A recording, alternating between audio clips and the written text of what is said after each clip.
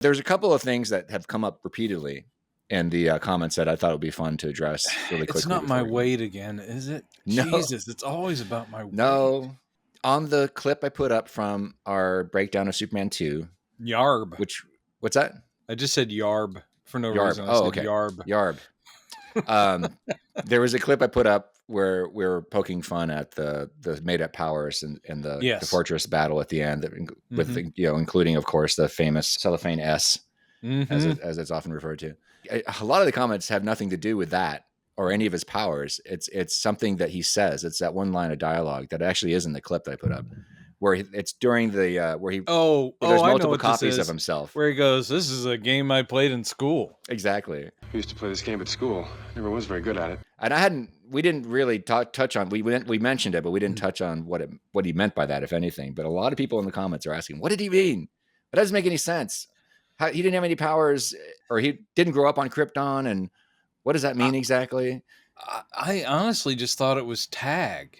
Like he's tag. Yeah, I didn't think about that. Yeah, I don't think he's talking about Kryptonian anything or powers anything. He's just like going, "This is a game I played in school. Just means I'm playing tag right now, but with superpowers. That's all it is." That's a good one too. I was thinking hide and seek, since he was hide and seek. Yeah, hide and seek, something like that.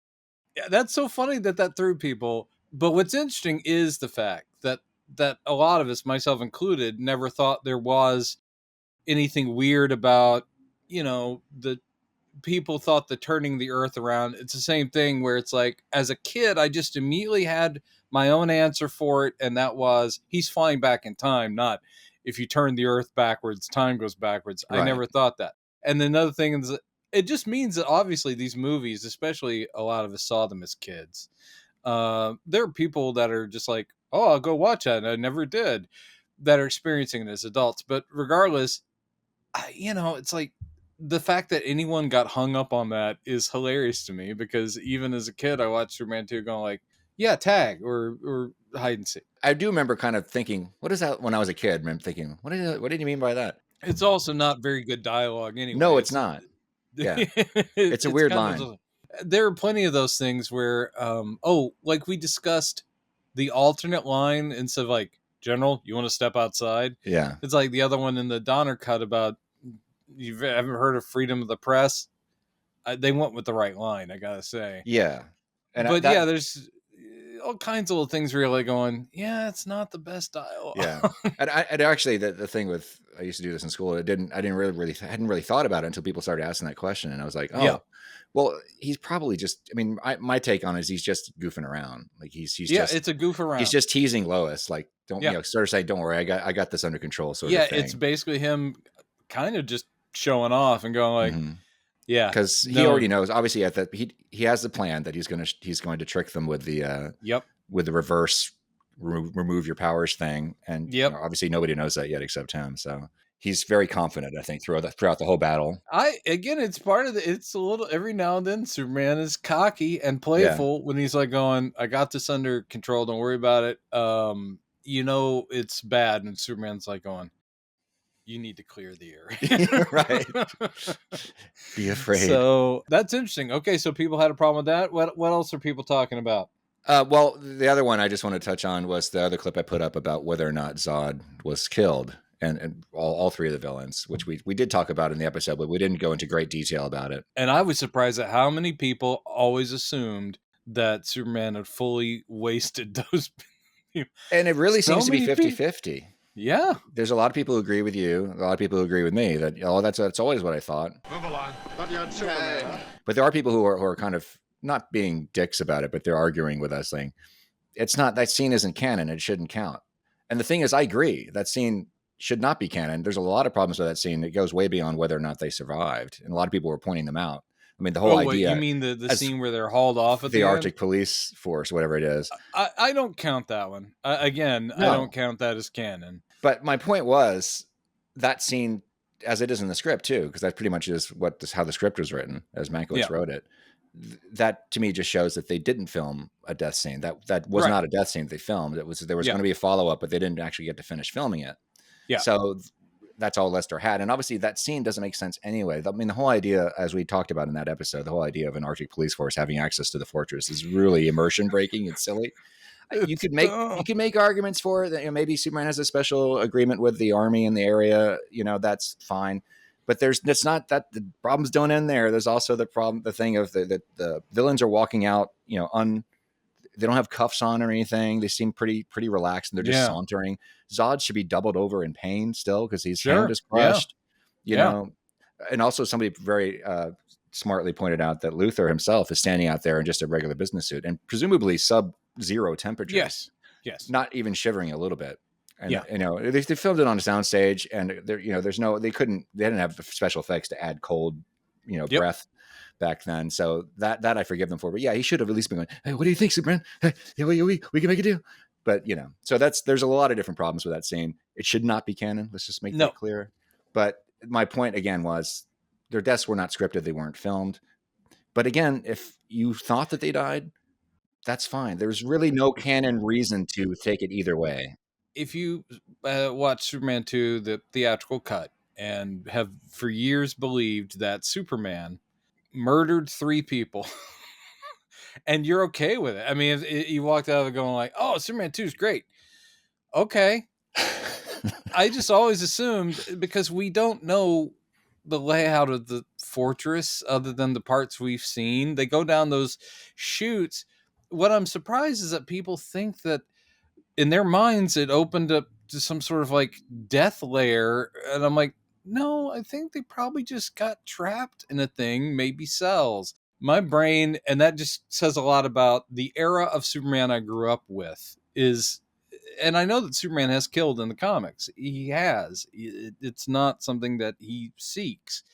But the idea that my brain would not have even conceived that they were dead. It's like he defeated them, but I didn't see deaths. It's like they slide down a chute. And that doesn't necessarily mean to me, well, now they're literally just corpses.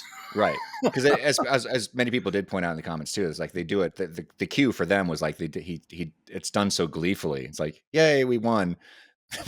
You know, now they're dead. You know, this just didn't read it that way because Superman was not a homicidal person. No, that's it. So my brain didn't go there. I think a lot of what we've talked about, of course, across all the films that we've covered of the Christopher Reeve era, is that we interpret them our own ways, and some things you go, oh, wow, I didn't even think that was a question. One thing that opening it up to the big community, which is, you know, the Saps, the people that are actually chiming in, I love it because I'm seeing that there's so many interpretations. And I always just think, is it people aren't on the same page with us?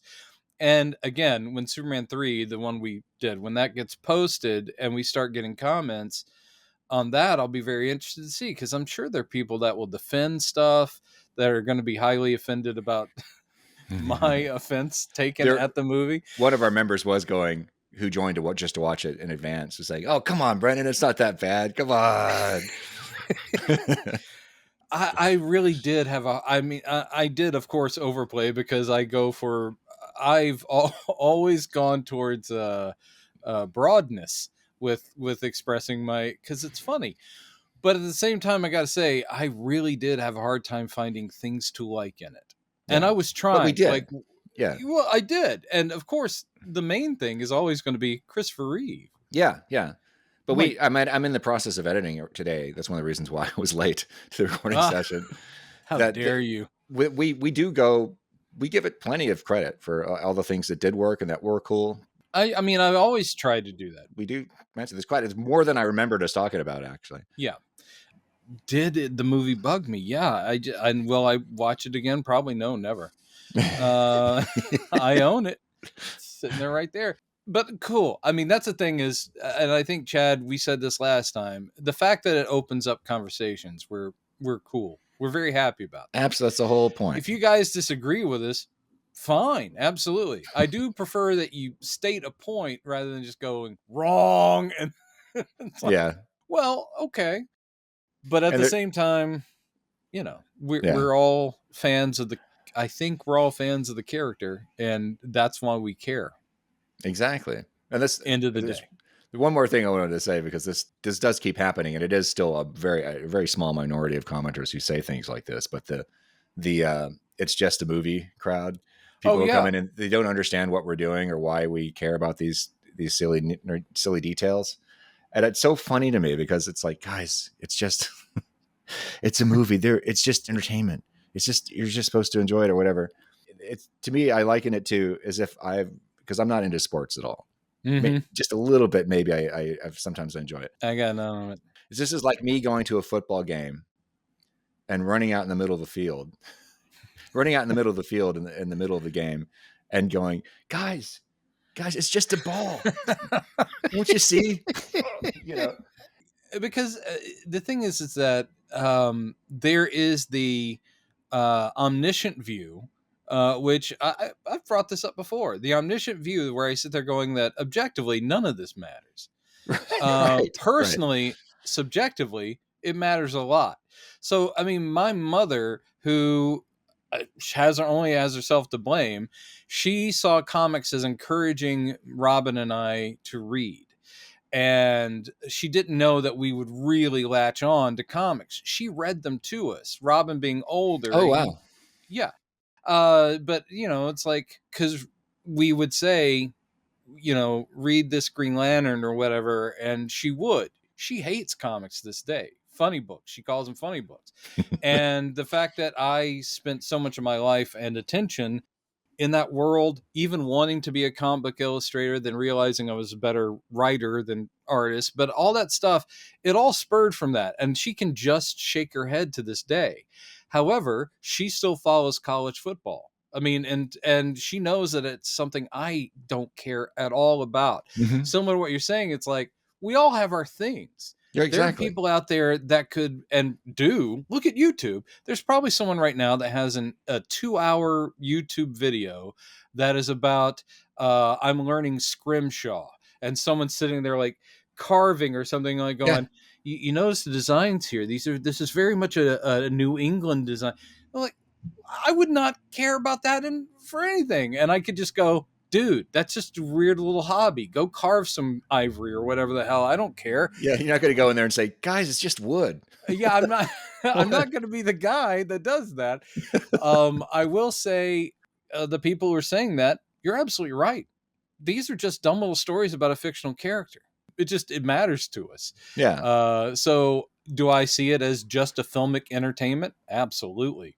Do I also nitpick the hell out of it and go scene by scene and go, oh, and some of this that we're going to talk about today does tie into that. He said, doing a good segue, because today we're going to talk about 2 amazing series that just came and went.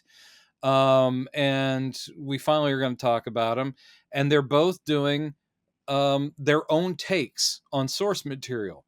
And they're both different. And I sit there going like, as long as it's well done. But yeah, people are going to sit there and pick it apart. And people who know the characters outside of these things are going to go, well, that's an interesting idea for the Penguin, or whatever. Like, oh, that's kind of like Wiccan from the comics, and I'm like, yeah, I celebrate that some people could sit there and just watch a show and go, oh, that was good, and not give a flying where it all originated from. Right. And some of us are lifelong comics fans, and we sit there going like, wow, what a take. Yeah. But yeah, so again, we appreciate your opinions and want to hear them. But yeah, people that come in and say this doesn't matter, yeah, we get that too. It's just the thing I was going to say is like, yeah, there's people will say there's no comparison between football and nerding out about a film. And that's my point. It's like, you don't understand the game. Don't run out in the middle of the field and try to talk sense into the people playing the game. It's not, you just look silly. Well, that's also, what I'm trying to say. The sports fans, that's why I keep saying is that everyone's got their thing. Yeah. There are people out there that have literally a catalog, an encyclopedia in their head of multiple years of a particular franchise, and they know every player and what their stats were and all that. And you could sit there going like, what do you get out of it? You're not on the field. You're living vicariously through these people. Are they avatars for you? Why do you get so worked up about it? Why do you feel that matters? They're games. They go out, they play a game. Some very talented athletes do a thing. Yep. And you're not doing it. You're watching it and then going, oh, yes, but last year that knee injury of his. Yeah. I care about that, but I'm not going to go on your YouTube video talking about like the Chargers' chances this year, and I'm not going to go, guys, it's just a freaking game, man. Yeah, but that is a type of nerdery, and I think especially baseball nerds, they're often really into the math and stuff of the game, which I think that's awesome. Is very admirable. I think it's great. Baseball nerds are the coolest people. Every single thing you could think about that is a pastime, and that or hobby, every single thing you could think about. That's why I was like scrimshaw or whatever the hell, collecting old oil cans. There are people that collect, ephemera, and they're totally into it, and they can recognize a maker's mark or what. And it's like that becomes a thing that matters to you, and that takes up a lot of your headspace when you're not just trying to put food on the table. And it's like, good on you, man. Yeah. It's like if you collect old Hot Wheels cars and you know every single difference in the Corvettes that they've put out and and the difference in paint jobs. I'm like, way to go. Yeah. Not my thing. Your thing. I'm going to talk about Superman with Chad. I'll be over here doing that. Wrong. By the way, I haven't really mentioned it much. We have channel memberships on the channel, on the YouTube channel. They get a preview. Yeah, just like Patreon, they'll get the unedited, advance release of all the episodes as they come out. Did they get to hear me say bad words? They do. Yeah, it's uncensored. There's no ads. If YouTube works properly, there shouldn't be any ads on the membership version because I don't monetize them. You can do that, or you can join Patreon, where we will actually get more money from your donation than you would on YouTube. But YouTube has the benefit of it's here, it's all part of the system, and whichever you choose, if either, we humbly thank you. Oh, greatly appreciate it. But anyway, here's the exciting news. All right, I know that one of the series had a bigger impact. I think the Marvel series in general, not that they've just, even if it's really good, Agatha all along was fine, but I just think that they've become something we expect. I think the Penguin really blew people away. Yeah. Let's talk Agatha first and then get into the Penguin. Because I want to get Agatha into the conversation. So you saw the whole thing? You enjoy it? Yeah. My mom and I were watching it together about halfway through after she got caught up on it. The way it tied in, obviously, with WandaVision, and of course the events of everything else, including Doctor Strange and the Multiverse of Madness and all that, just really solid. But what really impressed me is that, just like with every Marvel project, they tweak things, they change continuity, they have taken concepts from the comics, made it its own deal. And me being Mr. Source Material, like, oh, they're messing with it.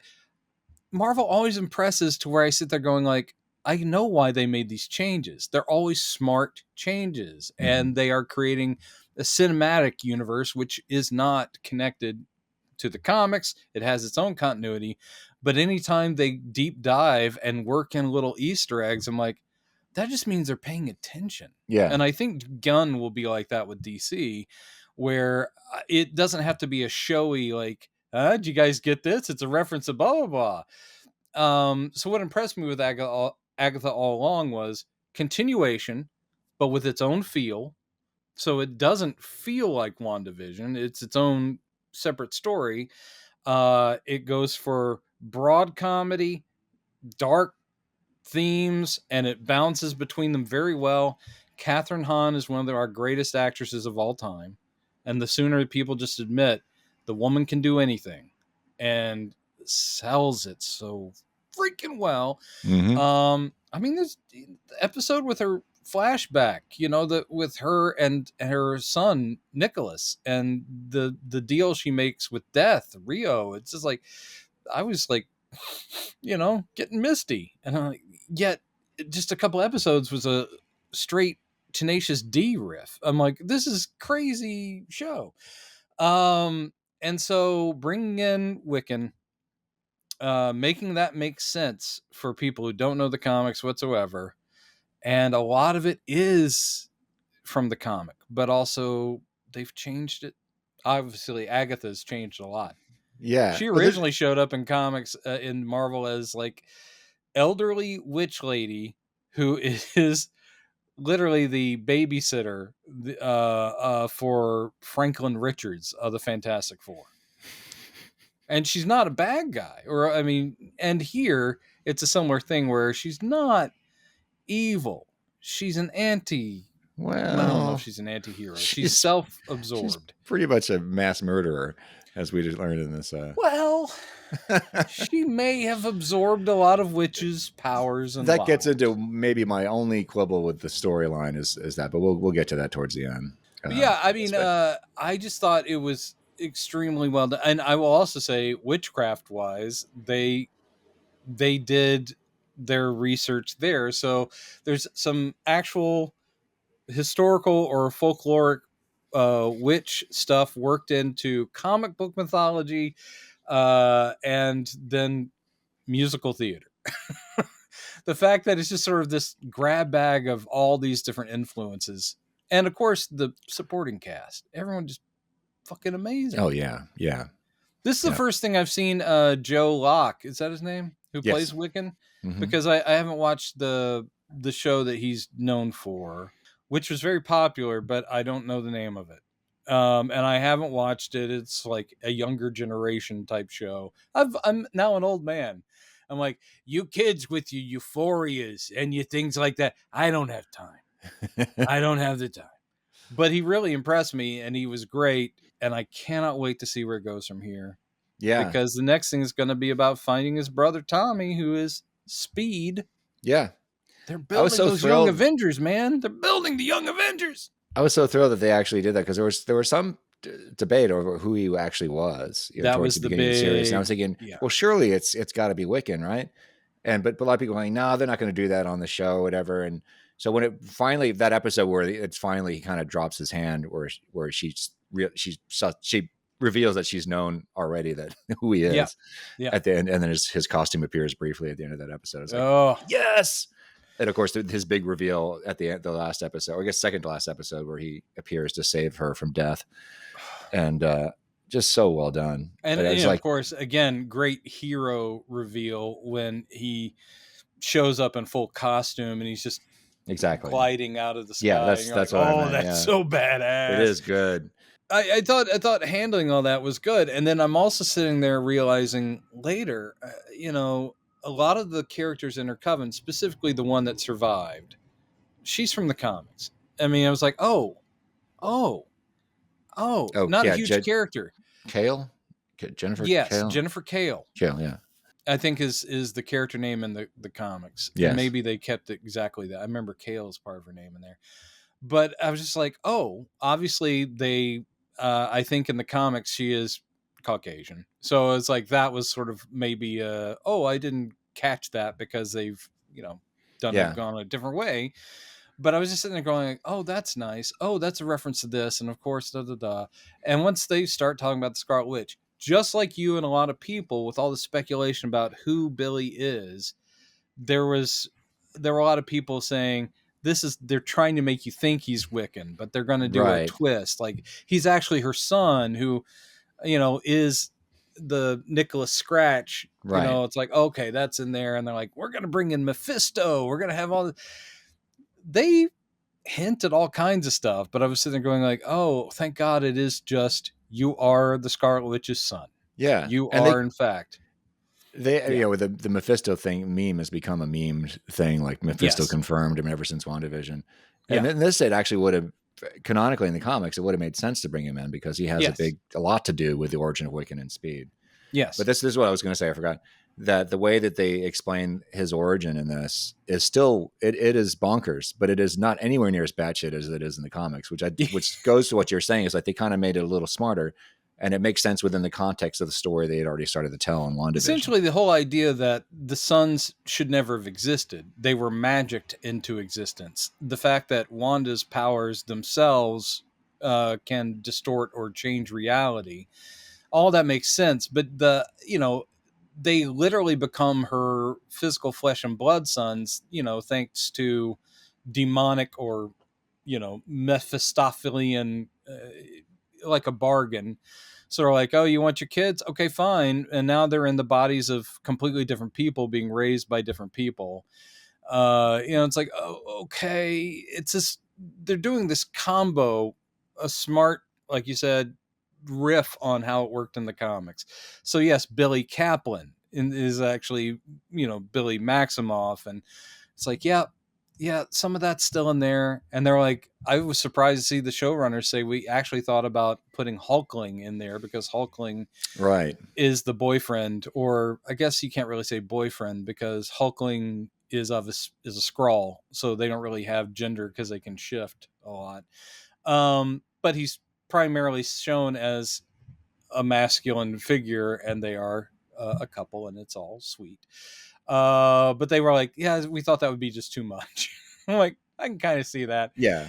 All that, the journey, the twist they take on it, the way they flip a lot of the plot was so well done. Mm-hmm. And again, the way they make all of them sympathetic, even to some degree, Death, who Aubrey Plaza just bringing it from one end to the other.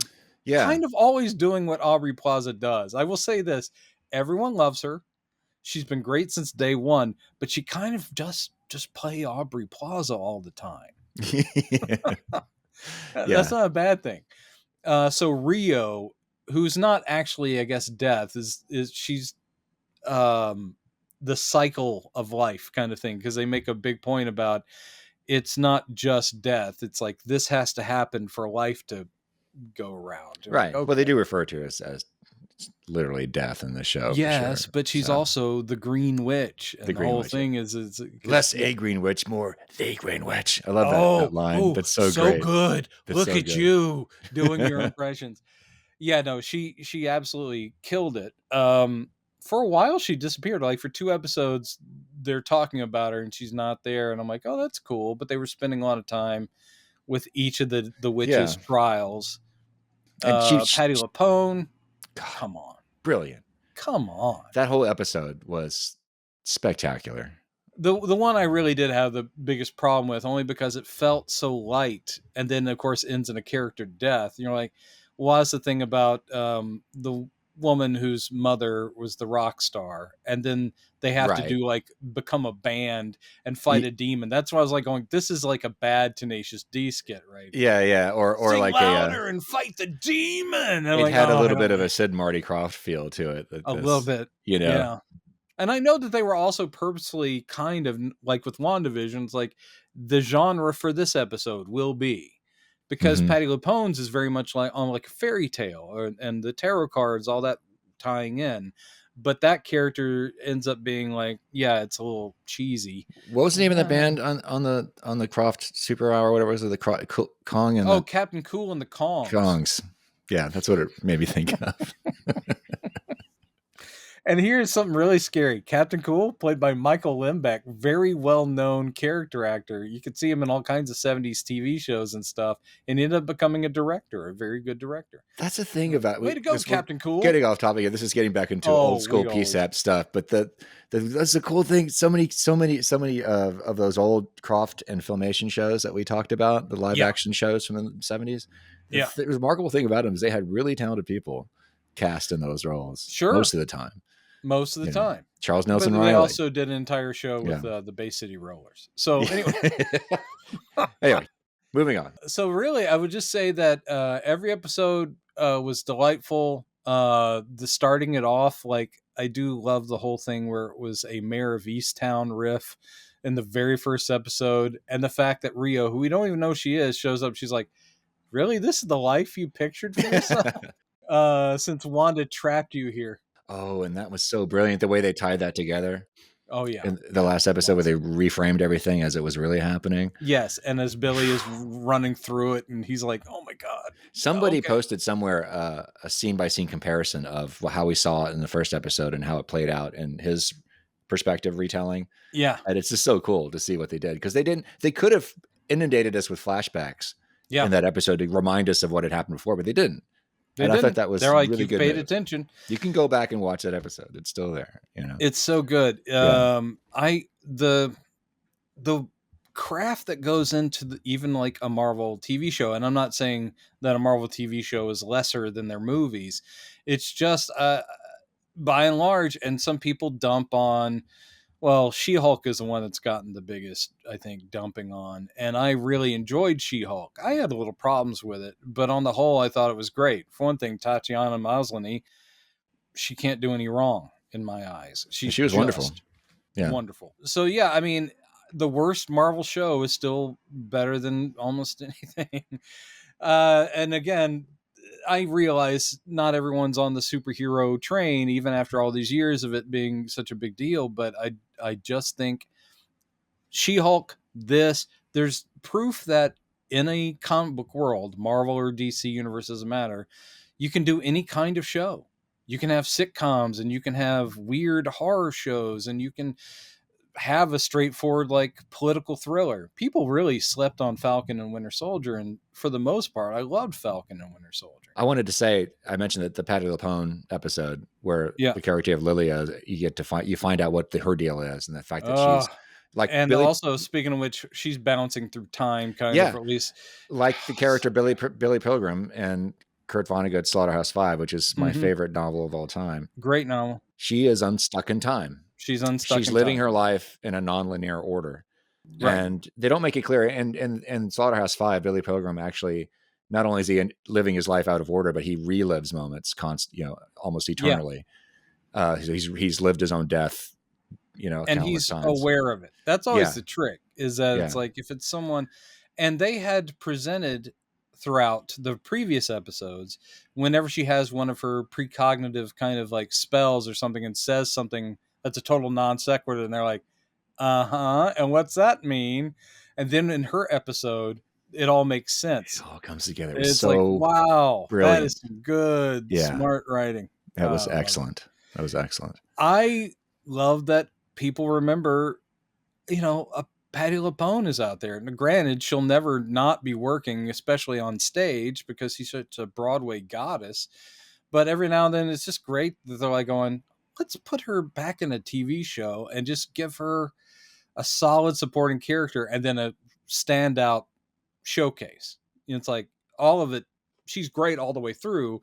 But when you get to her episode, you're like, oh, that's why she signed on. Yeah. She signed on because of that episode. It's so good. So I loved it. I have no idea what the future holds for her character in the Marvel Cinematic Universe. Billy is not necessarily trusting of her, but at least he knows why she's done a lot of the stuff that she's done, and now she's a helpful ghost. Wasn't she? So I think I saw somewhere that she, in some of the comic telling, she has been a ghost as well. So if that's true, it's just from a run I haven't read. Okay. I have seen, and I love the fact that they even brought in the Salem 7, not canonically, not very much like they are in the comics, but just the fact there was the Salem 7. I'm like, oh, yeah. And in the comics, they all have totem animals that they change into. So when it was like, oh, look, there's the coyote, and I was like, oh, it's cool. It's a Salem 7.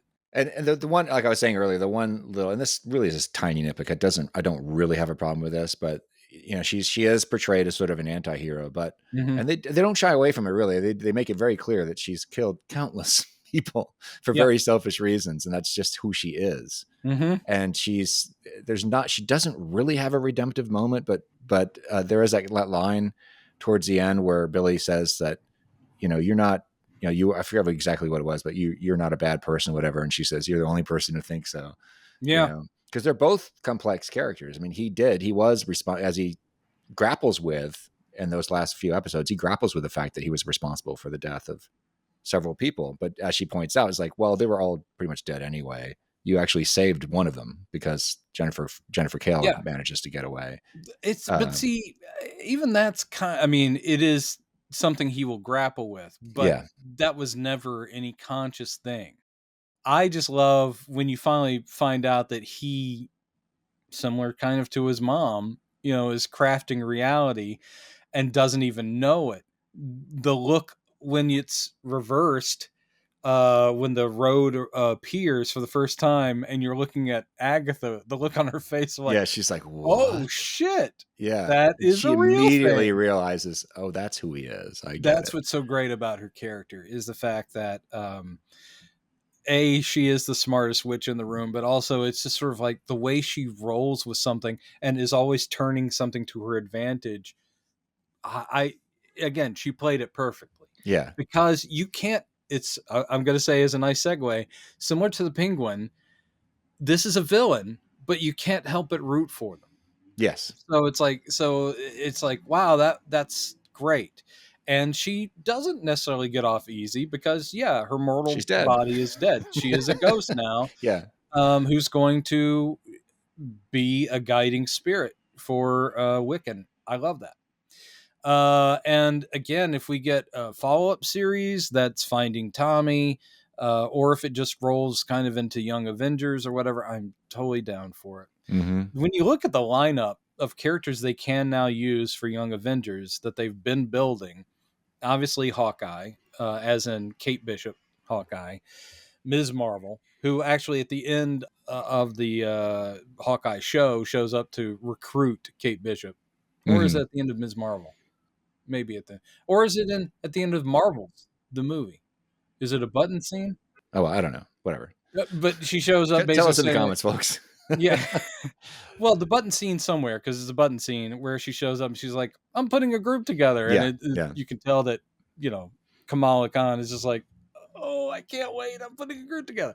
So yeah, Kate Bishop and you've got Stature, who's Ant-Man's daughter. And you've got the possibility of Patriot, who is Isaiah Bradley's grandson, and he'll probably show up in the Captain America movie. But yeah, Ms. Marvel and it's mostly lady friends, and I'm okay with that. And Wiccan, man, be awesome. Yeah. Anyway, totally excited for the future of that. People that sit there going like, why do you want to watch those things now they got rid of Captain America? He's not the real Captain America. Thor's gone and Iron Man's gone. I'm like, I'm excited for Ironheart. Yeah. Did you see that teaser trailer of all the stuff they got coming up? I did, yeah. Yeah. Including and you see a little bit from Ironheart. I'm like, yeah, I thought that got scrapped, to tell you the truth. I heard they weren't going to go ahead with it. But Ironheart's one of those things. I'll definitely watch it. I'm not as excited because I don't know the character. It was the same thing with Ms. Marvel. I was like, okay. Ms. Marvel's one of the best. Yeah. Highly recommended comics read. But yeah, they've done a fine job. Now let's go over to shakier territory, people that haven't done such a fine job, and that's DC. But they did an amazing job with the Penguin. No kidding. Mr. Reeves was the person who set this one in motion. Yeah, this isn't even our universe, or it's not the DC cinematic. It's an Elseworlds. It's an Elseworlds. I think they've officially labeled it as Elseworlds now. I think. Yeah, I think so. And people that are like, that was so good, I can't wait for season 2. I actually don't want a season 2. I don't either. Yeah. It's like, I want them to, story's done. Reeves already said, it's like, no, Penguin, of course, shows back up in the Batman Part 2. He's seeing it as one big story, which he's calling the Gotham crime story or whatever it is. And Sophia will show up in Batman Part 2 as well. Yeah. Because they set that up. She just found out that she's half sister of Catwoman. Yeah. Awesome. Yeah. So awesome. Yeah, I kind of think that too. That they spent this entire season very cleverly and brilliantly building up your, nurturing or nursing your sympathy for this character. Like yes. you shouldn't feel sympathetic for, but you do because he as the character himself is really good at portraying himself as empathetic when in fact he is not. And they keep throwing things at you to make you doubt that, because he really treats Vic very tenderly right up until the moment he kills him in the last episode. Yeah, spoilers. Which actually I saw coming. But the whole thing is that he is still sympathetic. It's just that the lessons he has learned, and there is no doubt a sociopathic part of him, but I think he genuinely grieves the things he's done. At the same time, it's what's necessary. It's the way he stays strong. It's very much like The Sopranos, which of course this is very much a mob story like The Sopranos, where Tony Soprano is a monster. He does terrible things. And yet you're like, I just want Tony to be okay. It's like, I care for this monster. One of the beautiful things about a series like this is that it it isn't an origin story, really, but it's just breathing room. Like Bruce Wayne, the Batman is good. I really am not a fan of their take on Bruce Wayne in the Batman. I was like, that's not my version, but still, it's good. He doesn't get as much character building as a Penguin does, because Penguin gets 8 episodes where we really get to spend time with this person. And Batman's just going to be a guy who shows up in 2-hour movies. But how cool would it be if every one of the big villains, including Zoe Kravitz's Catwoman, what if she got her own series that was just one season, a season Scarecrow, season of, well, obviously the Joker, but I have a feeling they're just saving Joker, obviously, for the movies. But yeah, I just thought, Colin Farrell, unbelievable. Kristen Milioti, who I've always liked. This is the best thing she's ever done. That similar to the Lily episode in Agatha, her episode in this show, where we concentrated on her and we get to see her whole backstory. Yeah. That was unbelievable. Good. Great. Yeah. Great stuff. Jerry wrote me after that one, a little note. He goes, I don't think Arkham Asylum is a very nice place.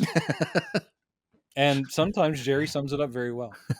No, and of course, Mark Strong, even though he's not a huge part in this show, but anytime he showed up, I was like going, if you have to replace John Turturro, you could do a lot worse than getting Mark Strong in there, because his Carmine Falcone, I'm just like, that's great. Is one of those all-purpose actors, man. You can fit him. He can do anything. He can do anything. And now this is his third DC character. Yeah, because he did. He was Sinestro, and he was Dr. Savannah in Shazam. Yes, that's I was trying to remember that name. Yeah, which he was that was a weird and wrong take on Dr. I totally forgot he was Sinestro. By the way, that's funny. And he was perfect. He was perfect in a not great movie. He looked perfect too. Yeah, he looked perfect, and he played it absolutely the way he should. Yeah, very arrogant dickhead dude, and loved it.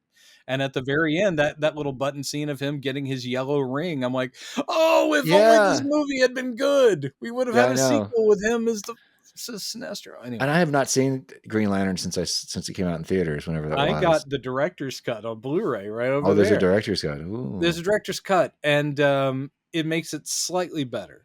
It's just like if you've ever seen the director's cut of Mark Steven Johnson's Daredevil, the Ben Affleck Daredevil. There's a director's cut that's a little bit better, but neither movie is good. Yeah. It's like, does the director's cut mean the critics are wrong? No, but there's a little bit more fleshing out. Yeah. Even in the theater, I kept thinking Green Lantern was real choppy. I was like, these things don't connect well, and it's because he was forced to trim it down. Watching the director's cut, it's still not a very good Green Lantern. Yeah. No offense, Mr. Reynolds, you did okay. You found another character that was a better fit. I never thought it was as bad as people always classically say it is. But anyway, maybe that's another topic for another. Yeah, another topic. Let's talk about Penguin, which was great. Yeah. The character so far from the character from the comics. At the same time, it was smartly done. Just like with the Marvel stuff, if they make changes, and they still by the end are tipping their hat literally to the character from the comics. By the end, he's in a tux. Yeah. He has a top hat. He's not wearing it long, but the whole idea that in his mind, and of course the obsession with Top Hat, the movie, I was like, oh, that's great. The fact that to him, that was that's the epitome of class. And all through the show, everyone that goes to his apartment is comments on how tacky his taste is. The idea that this mook, because that's what he is in this universe, Oswald Cobb, not Cobblepot. I wasn't fond of that. Yeah, yeah. But the idea that Oswald Cobb has no taste, just like Elvis. If you suddenly get to the top, I love Elvis, but you get to the top, and if you haven't grown up in rarefied, atmosphere, you think, it'd be cool if I get 3 TVs in this room, get 3 TVs right next to each other, and then I want lightning bolts on the wall, lightning bolts. Because Oz is the same. He's like, oh, that means I've made it. Now I'm at top of the world. I've got a view of the city. I'm getting that for you, Ma. And she's vegetable. And he's in his tuxedo because that's what you do when you're on top. I was like, that's perfect. Yeah. Now where are the umbrellas? But by the way, if you guys have never been to Graceland, it's wonderful. I do not fault Elvis for his wacky tastes, but he has a whole room. He has the jungle room, which is I think the den of the mansion, which is dressed up to look like a jungle. It's a big green plush carpet and fake trees and shit. The shag green carpet goes up the wall and onto the ceiling. Okay, to make it look like a real jungle. And then his media basement, whatever it was called, it looks like it's a straight rip from Clockwork Orange. It's all white with these weird futuristic chairs and things like that. That's where he has all the TVs. It's just really cool, but yeah, very tacky. But that's the thing is that it's money does not, and success doesn't buy you any kind of taste.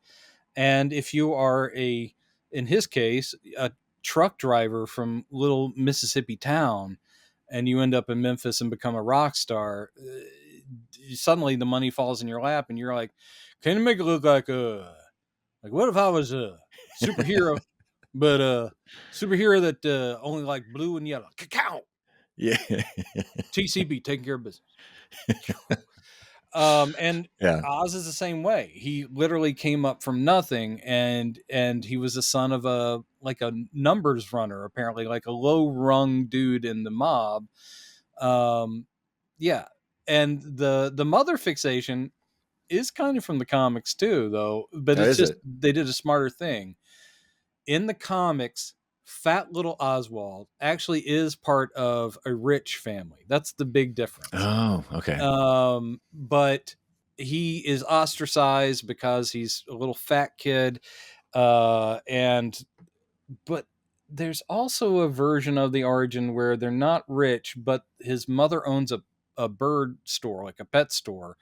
And that's where his obsession with birds comes from. And the umbrellas come from the fact that his mother always forced him to take an umbrella, even on sunny days, because you never know when it's going to rain. So the overbearing mother that's like, this is for your own protection. And then him being fat with the big nose and all that stuff and being forced to wear an umbrella, all the kids would make fun of him and call him Penguin. And some of the origins also have him waddling, though the idea that he has like this deformity in the TV show, you're like, oh, that's another smart take.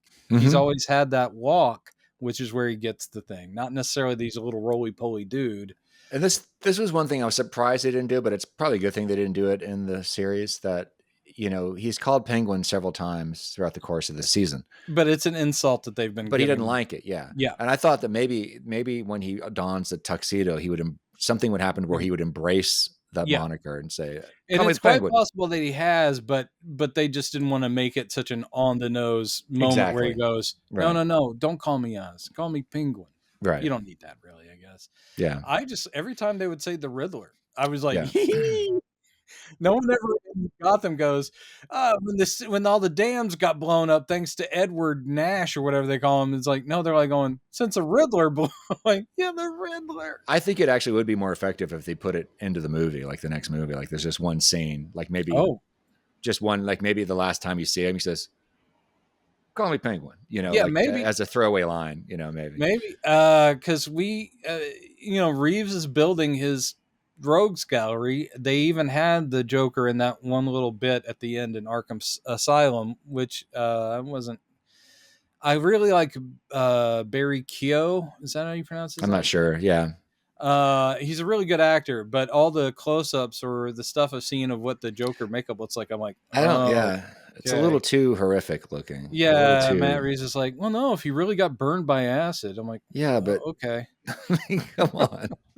I don't necessarily want Cesar Romero with like white clown makeup on top of his mustache, but I think we can do a little better and get him closer to the comics. Actually, Jack Nicholson's origin in the first movie is the closest they ever got. That's true. Yeah. He actually gets shot and falls into acid. But anyway, yeah. Well, speaking of origins, I do think it's interesting in this one that they do a little bit. It seems like they borrow a little bit of, they give a little bit of a nod to the Daredevil's origin for Kingpin, where we get to actually see him as a young man and what he was going through as a kid. However, you see in Daredevil, you see how he gets formed into a sociopathic person because of the shit his father put him through, right? And that he was driven to kill his father to save his mother. He's torn up. He's an absolute mess inside. However, Penguin in this show, he's pretty much sociopathic from the drop.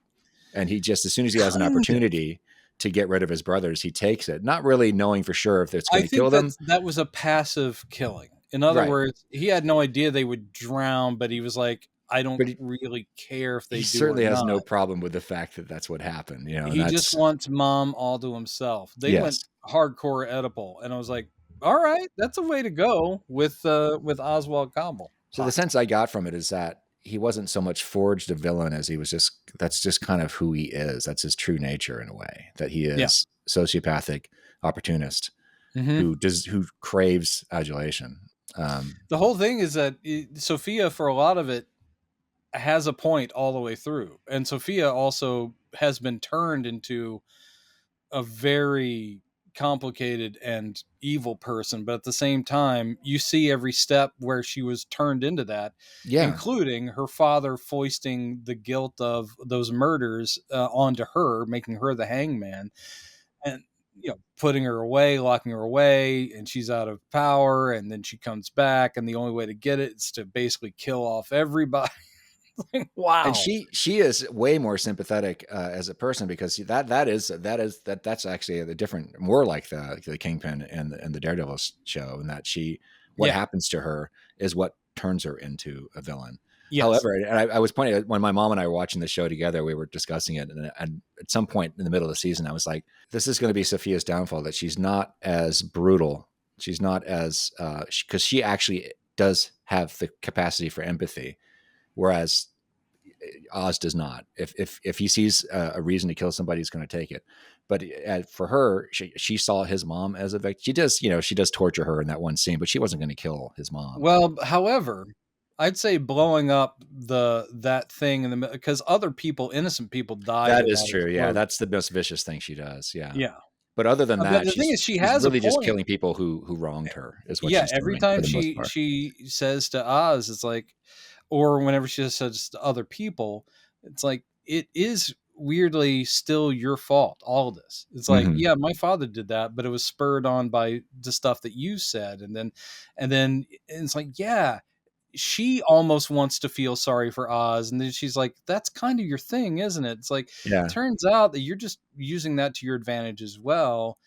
Because he flip-flopped even in the show a million times. He's working with Sal Maroni in prison, trying to and he's always just trying to put himself on a better rung. So he's worked himself up from driver, and now he's the king of the city. And you're like, wow, okay. And I noticed this from the very first episode, that how good he is at conveying empathy to the other characters and to the audience too. It's in his eyes. You see it. It's in Colin Farrell's eyes. That first conversation he has with, Maisel, Joel Maisel, that actor. Oh, yeah. That very first scene where he winds up killing him spontaneously. As they're having a conversation, it looks like there's love in his eyes, like going, yeah, I know, I'm with you, kid. Yep. Oh, right, until he disrespects him and calls him Penguin, and he just pops him. And there were many other moments like that. He's just, as he's going, one of my favorite moments in it, just because there were lots of very knowing, we've seen versions of a lot of this stuff in a million mob movies. This just happens to be set in Gotham, so it has a slightly fantastic sheen. But the whole thing where technically that last showdown he has with Maroni, when Maroni's out, and of course Clancy Brown, everyone in that show, by the way, everyone in Penguin's amazing. Yeah. And I love Clancy Brown, even though least likely Italian mobster in the history of the world. He's just Clancy Brown. You go, I accept it because you're awesome. But anyway, the fact that he only succeeds because the guy has a heart attack, essentially, and then dies in front of him. And my favorite bit is where he gets right in his face going like, no, don't go yet. Yeah. I want you to know, I beat you. Yeah. I beat you. He's like, what the fuck? Damn it. For him, it's like, that's more necessary. He's like, I know you're about to die, but I beat you. And then, of course, he goes out and takes credit, which, of course, is a perfect Oz thing. Like going, Maroni's not going to be bothering us anymore. And it was like, damn, he killed Sal Maroni. Nope, Sal Maroni's heart killed Sal Maroni. It's just so well done. And then, of course, this is one of those shows, like, I guarantee you they thought of the last image before they started writing. Yeah. Oh my God. They have to sit there going like, finally, he is realized as Penguin. He is at the top of Gotham, but right over, boom, bat signal. I'm like, they have to have thought of that. Yes. Ugh. And it made, that was when that happened, it was like, of course. Yes. Of course that's what it is. Because everybody was saying, like, after the that episode before, when Sophia, blows up that neighborhood. Yeah, he's like, Batman. Well, now the Batman has to show up, right? Yeah. I'm surprised he hasn't anyway, with, especially like when all the gang leaders show up to meet with Oz. I'm like going, you think that Batman doesn't know that every gang leader is going to a particular junkyard or something like? Right. He would have been there in the shadow. Yeah. So we see the beginnings of it, and finally, although that seems like it's a huge jump forward, though, right? That last scene where he's got the tuxedo, he's got a different apartment and everything. I mean, yeah, is it the same apartment? It's not the same apartment, is it? No, it's a different one. Yeah, he's up on top.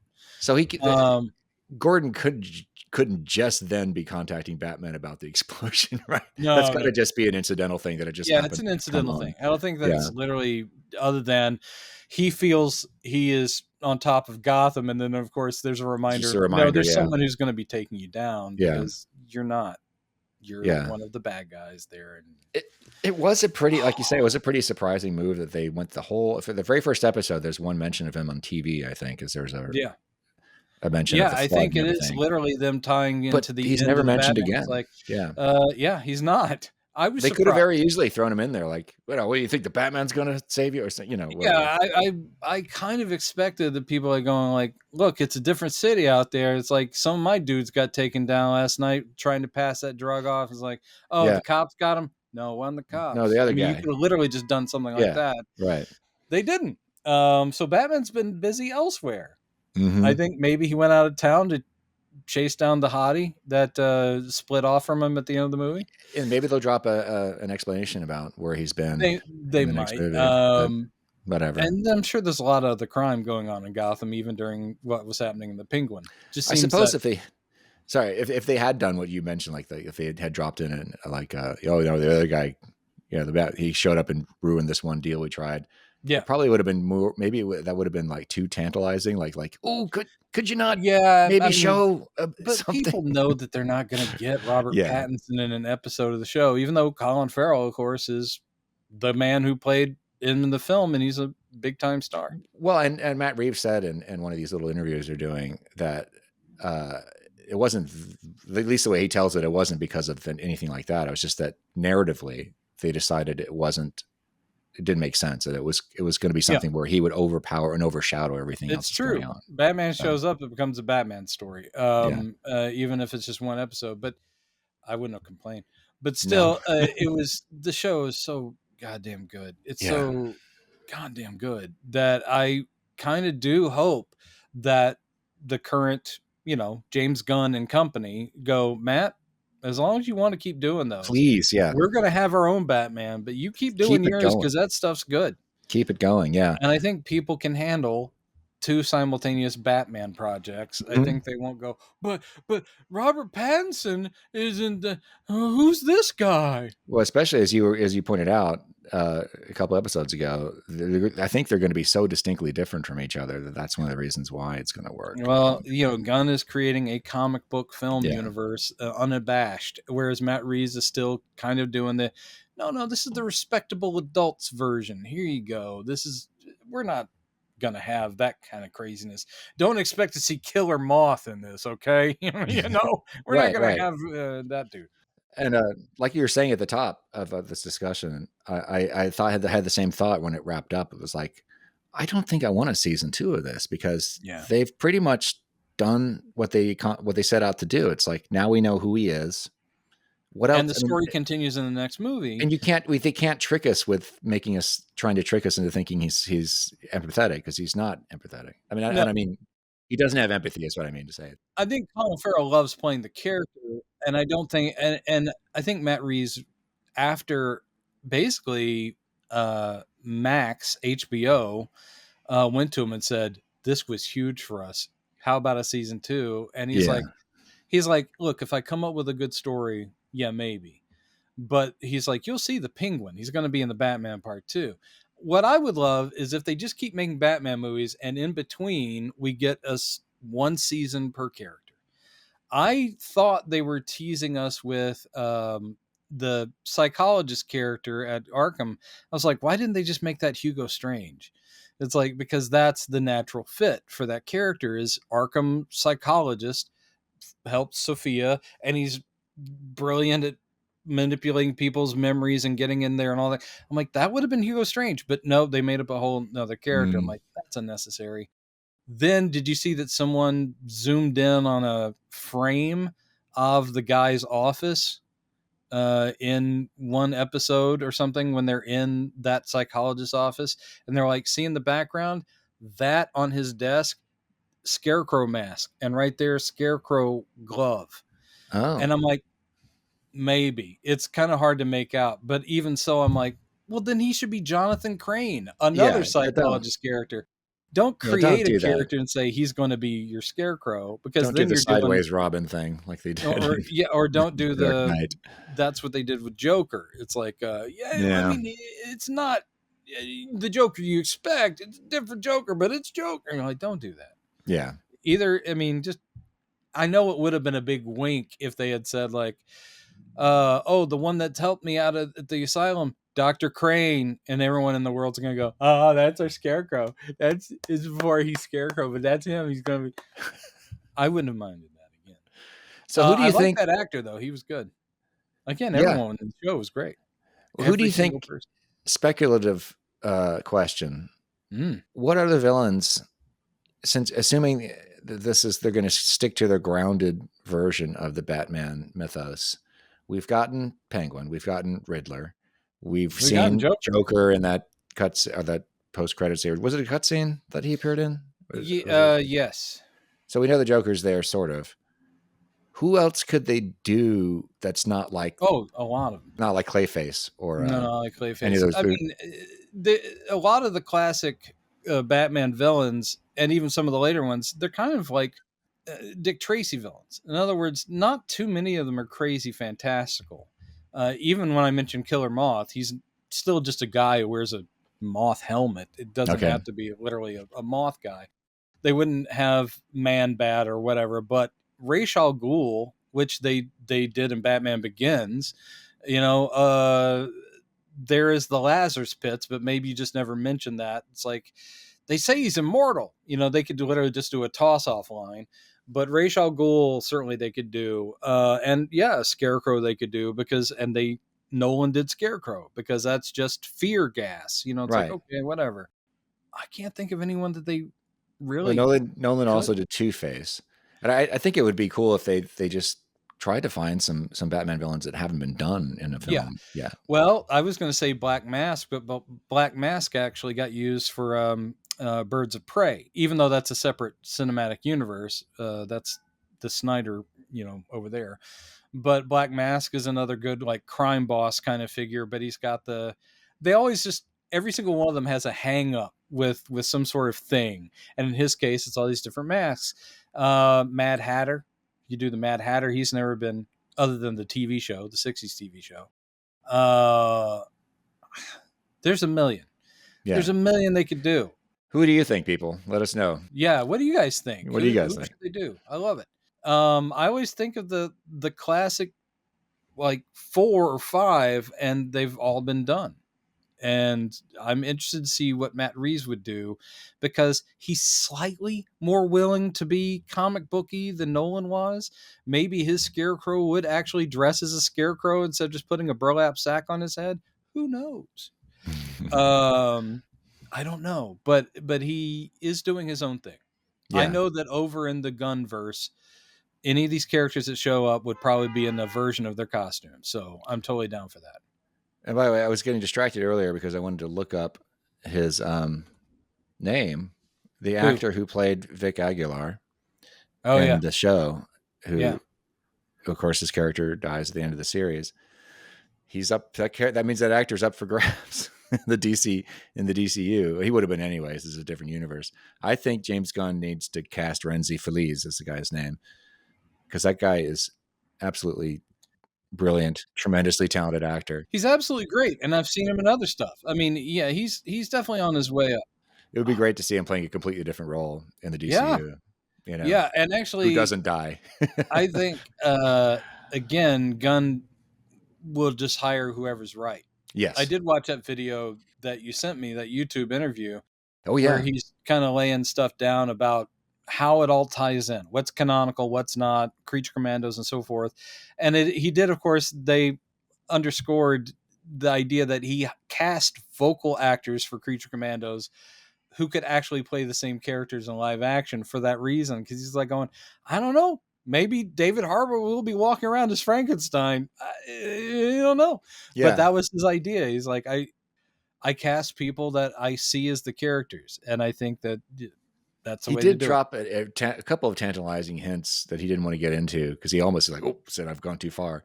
When he says along those lines, when he's talking about, the voice actor is actually going to play the live action versions of them, he says, "Well, there's a couple exceptions. There actually are a few big name characters that appear in this show," and maybe I said too much, and but they're most likely not going to be played by those actors when they appear in the films. He said side characters. I think you're conflating, because they did say there's some surprising big character cameos in Creature Commandos that aren't explained. They just walk through the world or whatever. But then he said there are, because they were talking about, will they play live action versions? He goes, there's some side characters in there that, if they ever show up in live action, they wouldn't be. Well, the side characters in this story is, I think that was how I thought he. But we'll see anyway. But he just saying there's not always going to be. That rule is not going to be hard, not going to be held to completely.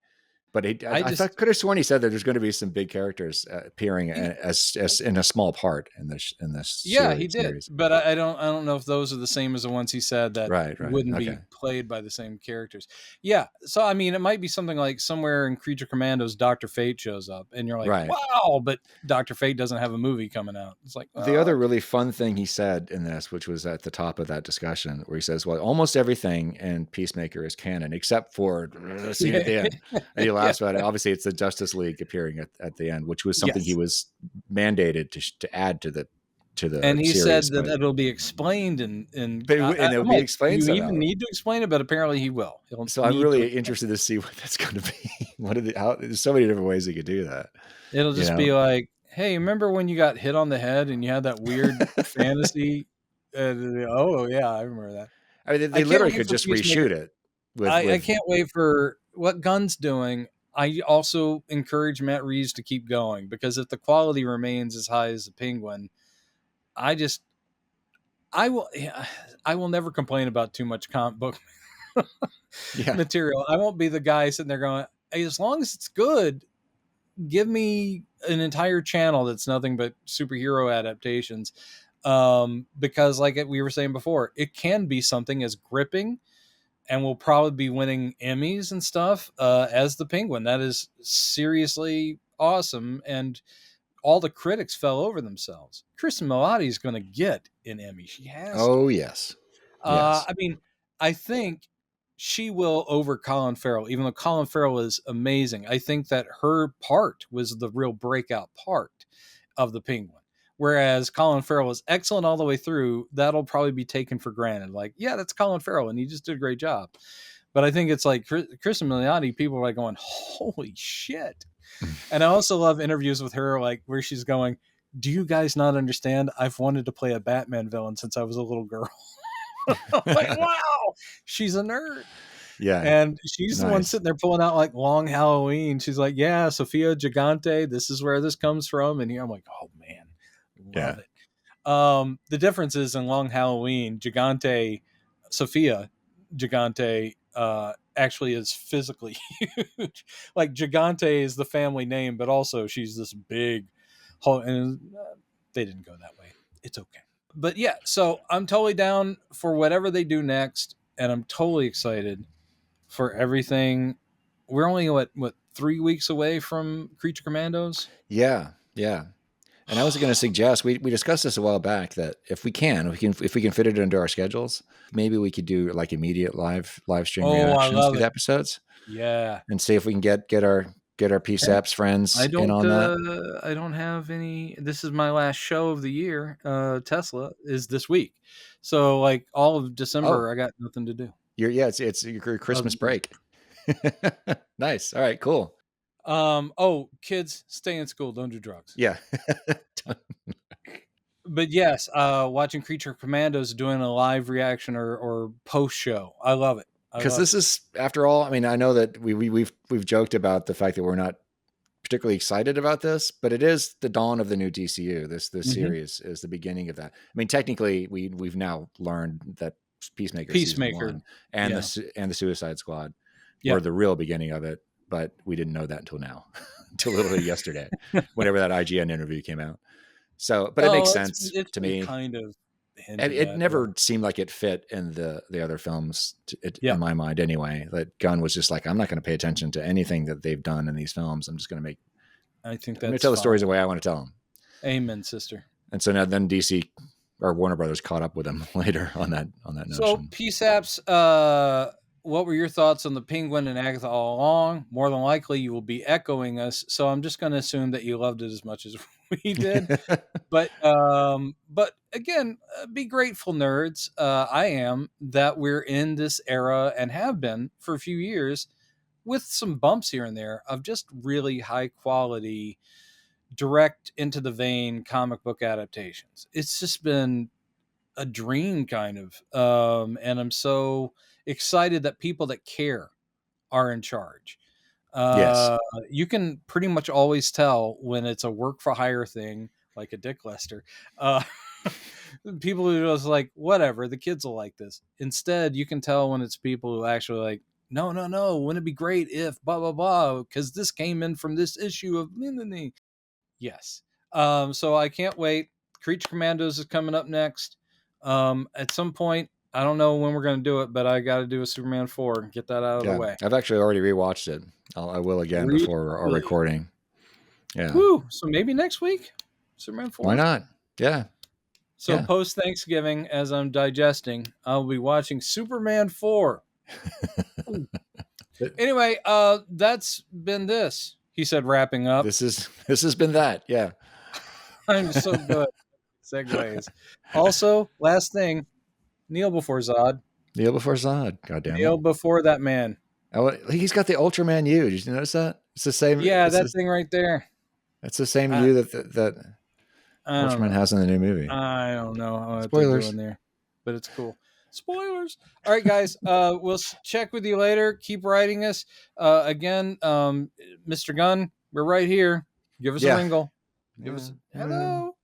I can try and make my hair look like yours. No, I can't. You really can try. That. Yeah. See, he always gets that middle like swoop up. I can't do. Yeah. Yeah. That's close. All right.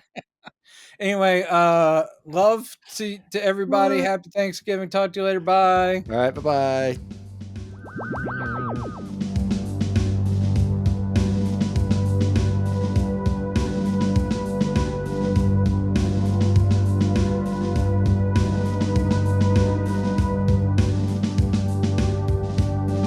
I'll come in and do that dance that everyone likes me to do.